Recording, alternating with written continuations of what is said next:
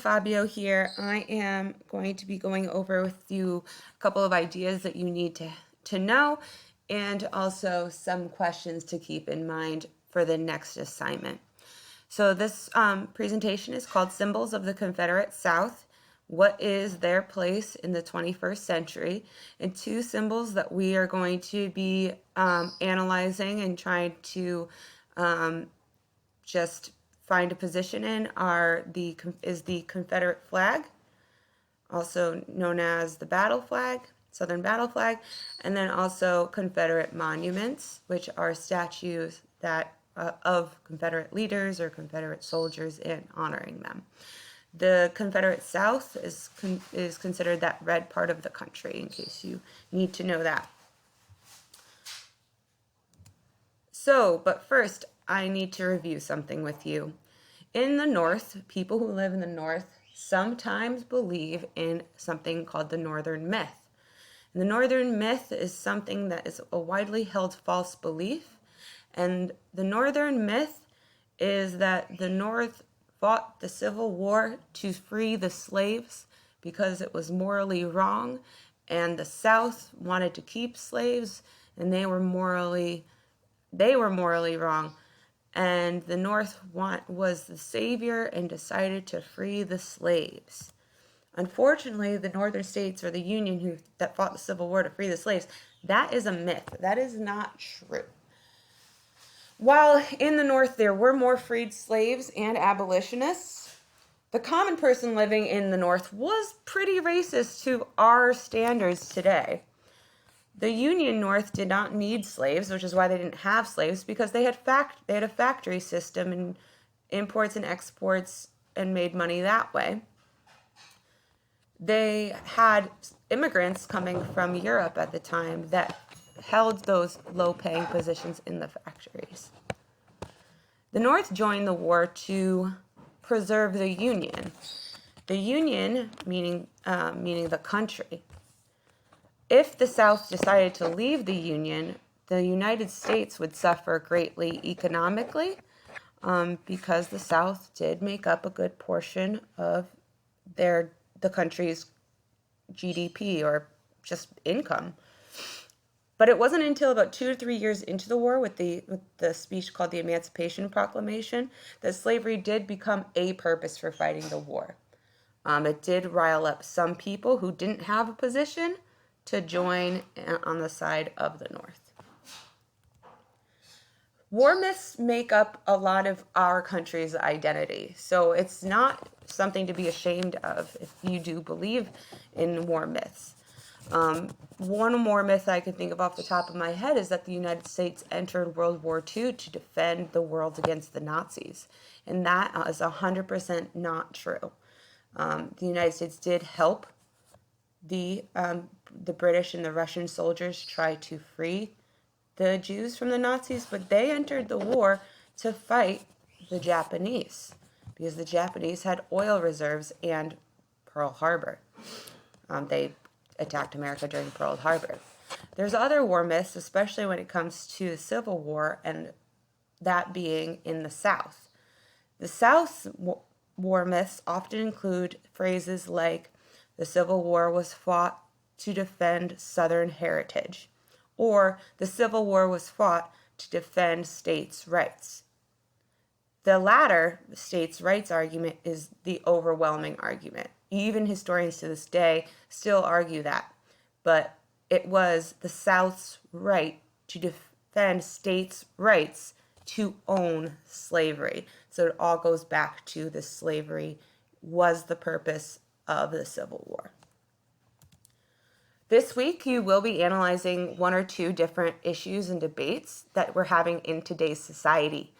These debates caused a lot of turmoil and sometimes even death. These debates include, should Confederate statue monuments be taken down? And is it appropriate to use Confederate flags outside of government buildings, or even if you can wear them on your clothing? Is it appropriate? Not if it's legal, if it's appropriate.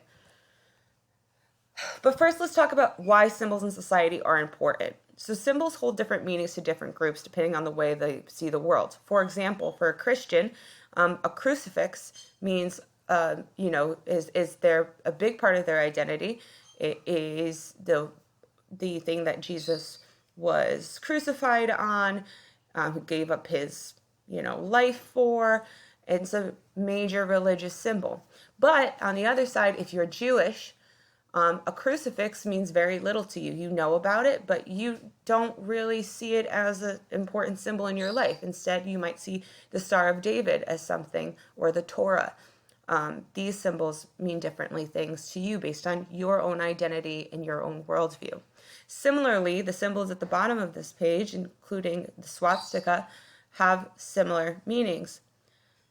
But as a collective community, countries and cultures sometimes have to make decisions on how and why we use them as a nation.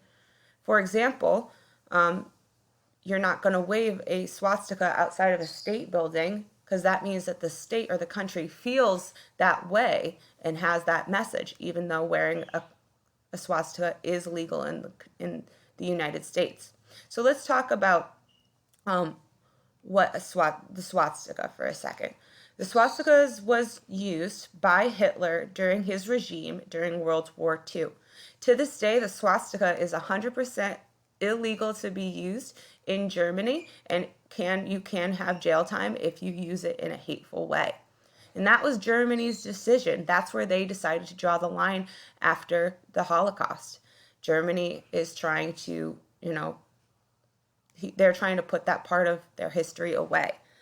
But the swastika before the Holocaust and before Hitler was a symbol in Buddhism and Hinduism that represented eternal life. And it's actually was a beautiful symbol for that group. And unfortunately, it was taken and turned into a hate symbol. And now countries are not allowed to use them. The symbols in the middle are the three on the left, the ones that look like fish, almost standing upright. Those are all Viking symbols.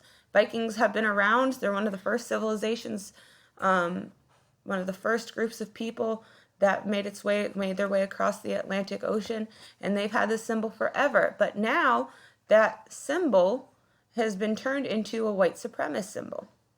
So again, here are some examples of how symbols mean different things to different groups, but as a culture and as a community, sometimes you have to make conscious decisions about them. So where do we draw the line on our inappropriate or sometimes uncomfortable, but also prideful symbols? But you also have to keep in mind that America has freedom of speech. So even though Germany decided that it was illegal to wave the swastika, America has the freedom of speech. We have the freedom of speech, political speech, ideological speech, and personal beliefs, which means hateful symbols can be protected by the First Amendment as long as they don't threaten, cause violence, or cause immediate harm or fear. So Confederate monuments. Here are the two things that we're looking to analyze. Confederate monuments are scattered throughout the South, as you see with the blue dots. Every single blue dot is a Confederate monument. Are these monuments honoring fallen soldiers who fought for the state's rights? Why were they erected? Who built them? What was their initial purpose when they were built? And what do we do now with them? Also, Confederate flags. Is this a symbol of Southern pride, identity? Is this a hate symbol? Is this a symbol supporting states' rights? Is it a symbol to support states' rights to own slaves? When was it created? Is this the actual Confederate flag? Should it be put on state buildings? And how should we be using it in today's society? And do these symbols actually cause hurt? I mean, we have a Pantera shirt with a really cool background of a snake and a flag. We have the car from Dukes of Hazzard that has the Confederate flag on top, which is a famous TV show. And we have Confederate statues in the middle of a beautiful park. Well, sometimes I guess you could say that they have been attached to evil acts. This here on June 17th, 2015, 9 people were killed while studying the Bible at the Emmanuel African Methodist Episcopal Church. This church was built during Reconstruction when black people were not allowed to go to church with white people. There are predominantly black worshipers at that church. Dylan Storm was the one who committed the atrocity, and here in his own personal manifesto that was found after he had done the act, he is waving the Confederate flag. Also, these guys, self-proclaimed neo-Nazis. These guys say, I'm a neo-Nazi, I'm a Ku Klux Klan leader, and these are my hateful beliefs, and that's what it is.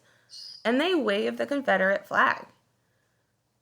But what do we do? If the Confederate flag is a part of Southern heritage and is a symbol of Southern pride, how do we put these walls up? How do we put boundaries up between peace and just pride and hate? And then what about these guys? In May 2017 in Charlottesville, a counter-protest erupted, and after an early anti-Confederate statue protest. So these guys, in response to people arguing about knocking down a Confederate statue, decided to march in the street with torches, and they said, when interviewed, "We are not white supremacists. We are simply just white people that love our heritage, our culture, and our European identity." Are these guys white supremacists? To have pride in your European identity? I mean, trust me, I'm Italian. I'm very proud to be an Italian. I love being Italian. But I mean, I'm not going to go march through the streets because of a Confederate statue because I don't know.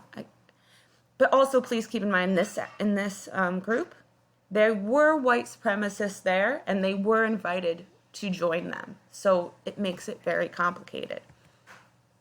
And then, the same year, months later, in August of 2017, self-proclaimed white supremacist drives into a crowd and kills a 19-year-old protester during an anti-Confederate monument statue protest. This protest was supposed to be to bring down the Confederate monument of Robert E. Lee. And what happened instead, a peaceful protest, turned into one young girl dying because of a white supremacist. So do these different things, the Confederate flag and the Confederate monuments, cause violence? Yeah, they do, but indirectly. So what do we do? How do we balance emotional, physical distress while giving all citizens the freedom of speech and remembering our country's past? What do? We can't just forget our past. We can't just put away and hide the Confederate monuments. We can't just stop waving the Confederate flag because it's against the freedom of speech. So what do we do as a society? And that's what you guys have to figure out. What do you think we should do as a society, as a whole country? What is your belief? What do you think? Do you think we should be allowed to just continue doing what we're doing? Do you think it needs to be modified? Do you think that it has to be put away altogether? So that's your task at hand. So you're going to read the different documents that I have listed. Everybody's been assigned different documents, and we're going to have a little debate next Monday. I hope this video helps. If not, I'm sorry. Send me some questions and I'll be there for you.